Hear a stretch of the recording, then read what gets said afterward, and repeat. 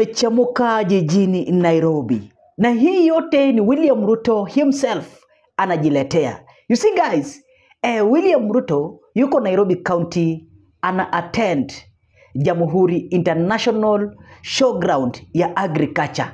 And I can tell you, Gen Zs wamejam moments ambazo walikuwa wametangaza ya kwamba wanaenda kujenga hospitali ambayo itakuwa free. Waajiri madaktari, waweke madawa, na kisha ukienda pale hautakuwa unalipa chochote. Unaona watu wangu? Unaona chenye Kaluma Boy alifanyiwa ndo Gen Z saizi wana plan kufanya kabla 2027. I can tell you. So William Ruto chenye amefanya ni kwamba amekimbia blocking, kwamba there is no need of building this hospital. Nyinyi wenyewe juu walikuwa wanaenda kubuild level 12 hospital. Unaona watu wangu? So now kumechemuka wakati ambapo CS Aden Duale, CS wa health, ameamua blocking, saying that now that mnaenda kujenga hii hospital hakuna haja kujenga. Unaona? So huyo ni William Ruto anazungumza ndani yake. Hakuna haja kujenga. Make sure let us do this. Acha tutakuwa tuna make sure any Gen Z ambaye yako pregnant wakati wa deliverance atakuwa na deliver free. Atakuwa anajifungua free. Gen Z peke yao. Hiyo ni blocking ili Gen Z pige U-turn, wasijaribu kujenga hiyo hospital ambayo itakuwa free kwa kila mtu. Unaona watu wangu? And that's why William Ruto akiwa upande wa Nairobi County anapokea kivumbi. Na sio mazoea William Ruto kutembea jijini Nairobi kusikiza ground. Ni venye tu mambo yamemkata na ndio maana ameanza kutembea. So now kabla tusikize, ensure umelike video na nasema thanks for your great support. Nyinyi ni watu wa nguvu zaidi. You see guys, nilikwambia aje? Nilikwambia wale wajinga ndo wataingia kwa mtego ya President William Ruto. Saizi William Ruto ata make sure kila mtu ataweza ku access anything kwa njia ambayo itakuwa rahisi zaidi kabla 2027. Na nikakwambia expect bei ya kila kitu itakuja chini kabisa. In fact tutakuwa tunaenda hospitalini mnatibiwa free. Ili tu ku make sure mnaanza ku please William Samoei Arap Ruto. Juu William Ruto mwenyewe anatambua watu wamemkataa na anaendelea kujiforce, na hakuna imani ya kwamba nikijiforce tafika mahali ground itakubali. But I can tell you mambo yamechemkia Rais William Ruto. Kwanza acha tusikize venye Gen Z walikuwa wametarget. Listen to this. Kenyan youths want to do something that has never been witnessed before. The Kenyan youths want to pool all their resources and build an ultra-modern state-of-the-art hospital. And listen to this, because this is where the catch is, that the hospital will be offering free essential medical services. Free. Why? Because the youths of this country are tired of the lies. Yes, the youths of this country are tired of the lies. And this is a form of a protest. If you didn't know it, even you meanza kwenda kwa Kaluma, munaenda kwa Mama Gift, munaenda kwa Ian Benja, Prince Benja. This is a form of an informed protest. Ni protest yenye iko informed, iko na akili. Next utasikia shule imejengwa.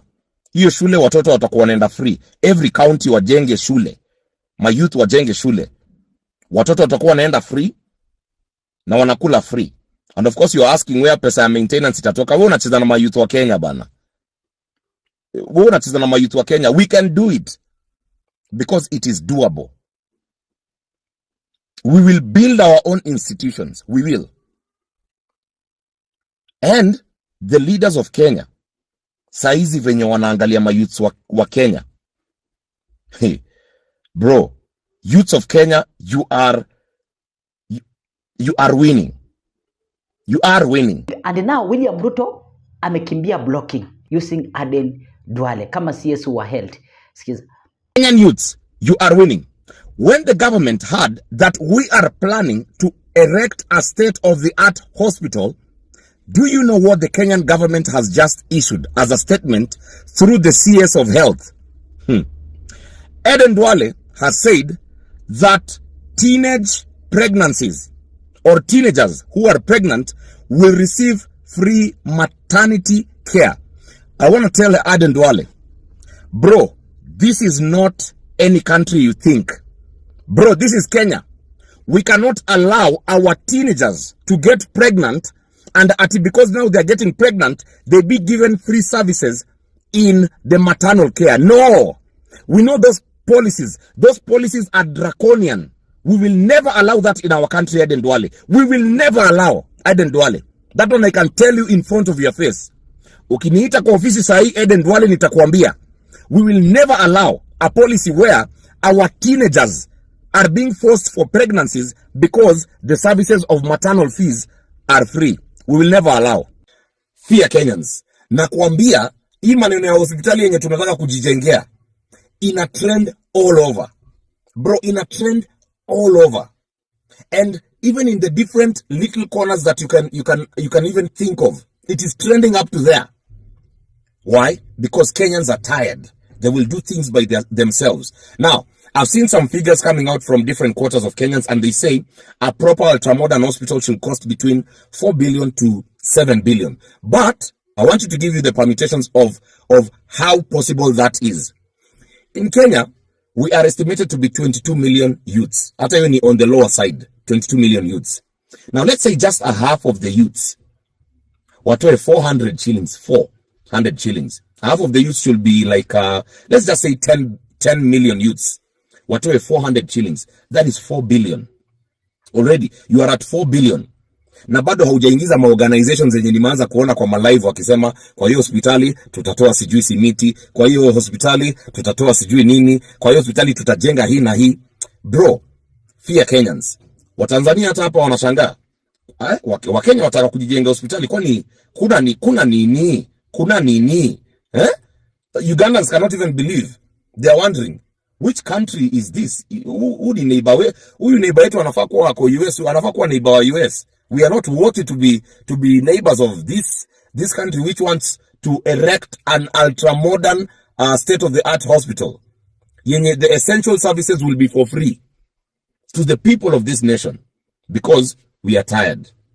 Guys, a section of landowners in Kenya want to donate their parcels of land so that Kenyans can do their ultra-modern hospital projects in those land.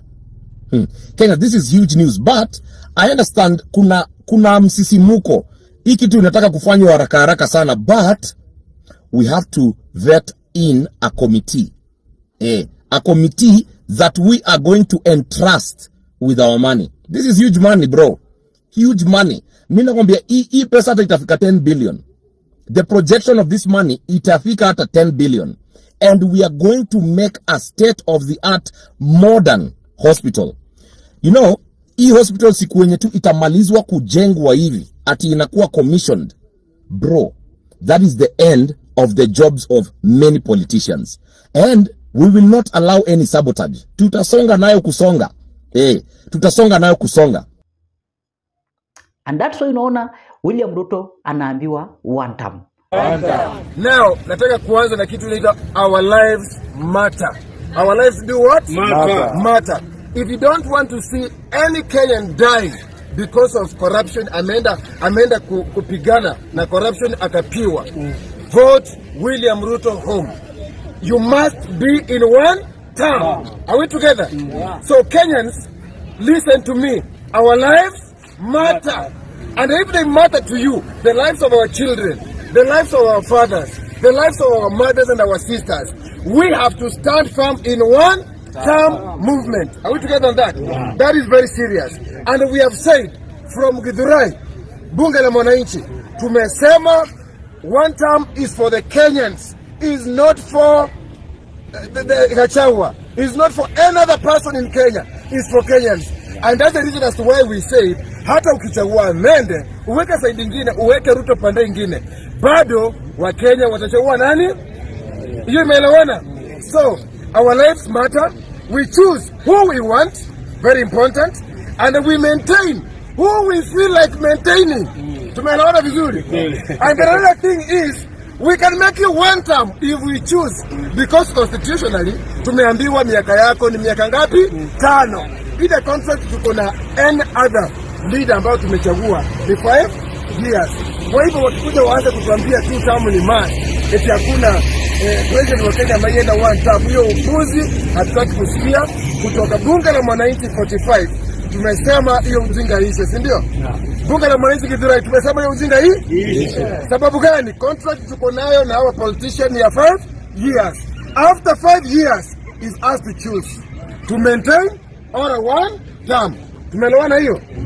They are going to steal elections. They are going to ensure that William Samoei Ruto wins the election whether people vote for him or not.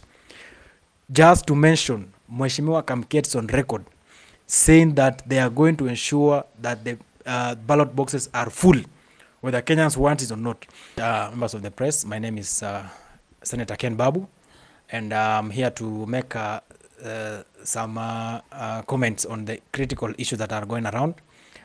We've seen some members of parliament from the broad-based side, specifically the UDA party, threatening Kenyans and issuing some unconstitutional statements that they are going to steal elections. They are going to ensure that William Samoei Ruto wins the election whether people vote for him or not.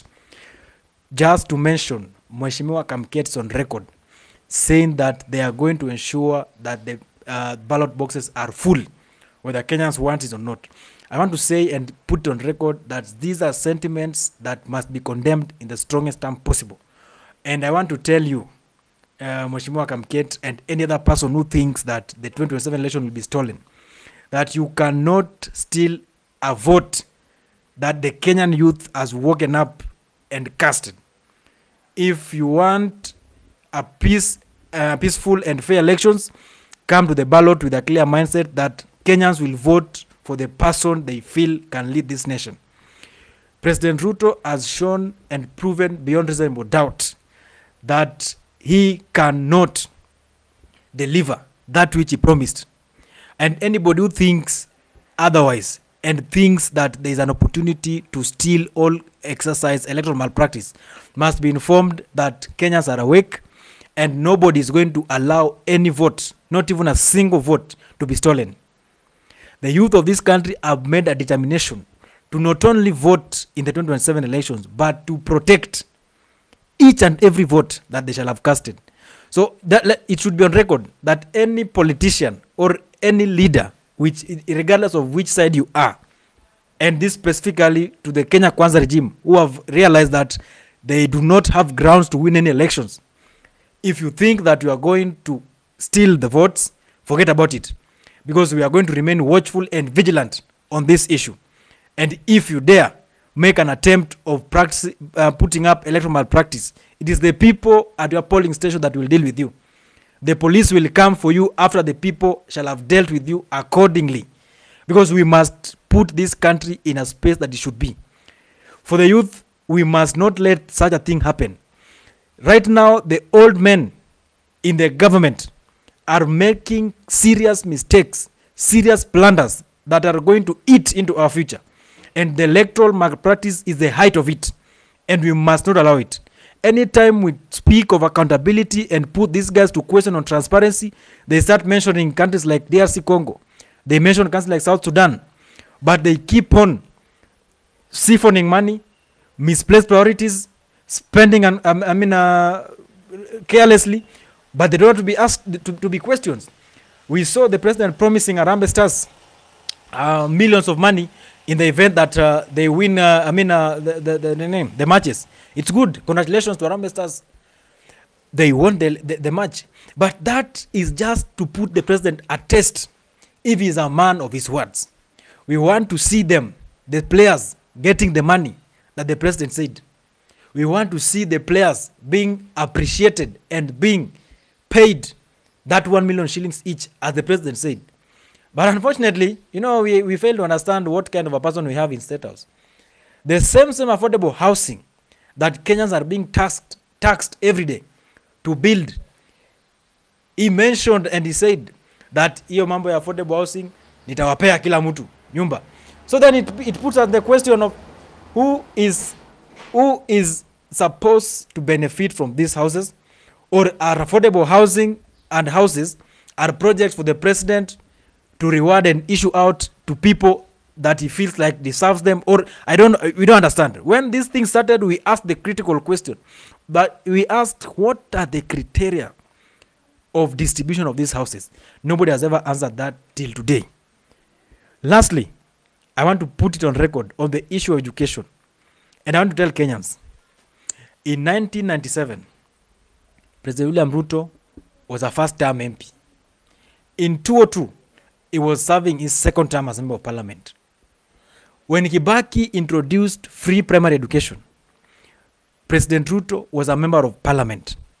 But before then, Ruto had enjoyed all the privileges that somebody could enjoy as far as education is concerned in this country. He enjoyed free education. He was enjoying boom at that time. At that time, hostels were barely 4,300 for the whole year. Students were paid to go to school. But today he's trying to tell Kenyans that you cannot go to school under his regime. Hostels today at University of Nairobi, where he schooled, have been multiplied by 10. Today, from 4,300 to 43,000. The system of funding, in as much as they are playing propaganda and PR stunts that they've revised it, on the ground, nothing has been revised. Just paper and pen is what they are doing. We want to tell the regime, and specifically the president, because he's the one who the buck stops with, that education is very critical. Education is the only equalizer. Education is the reason why the president even came to Nairobi. Because if he could have not qualified to come to the University of Nairobi, maybe he could be doing farming in the villages somewhere, farming sugarcane and doing other things. But because he got an opportunity to join the University of Nairobi, and that's education. If not for education, he couldn't have been a president today. If not for education, many people in this country couldn't have achieved what they've achieved. So we must all agree that education must be prioritized, education must be respected, and students must be appreciated. Lastly, on the issues around security and matters of health, I want to say that there are three critical things that any government must give. That is health, security, and education. Those ones are bare minimum that Kenya Kwanza regime must deliver between now and 2027. Now, by the way, President William Ruto must understand that he only has 2 Christmas remaining. Just 2. He's left with Christmas of 2025 and the Christmas of 2026. Because 2027 Christmas, he'll be eating that Christmas in the village with his grandchildren. If the opposition could have decided not to jail him. But he must understand that he has only 2 Christmas. In short, he must do the right thing within the time frame that is left. Thank you, and one term is inevitable.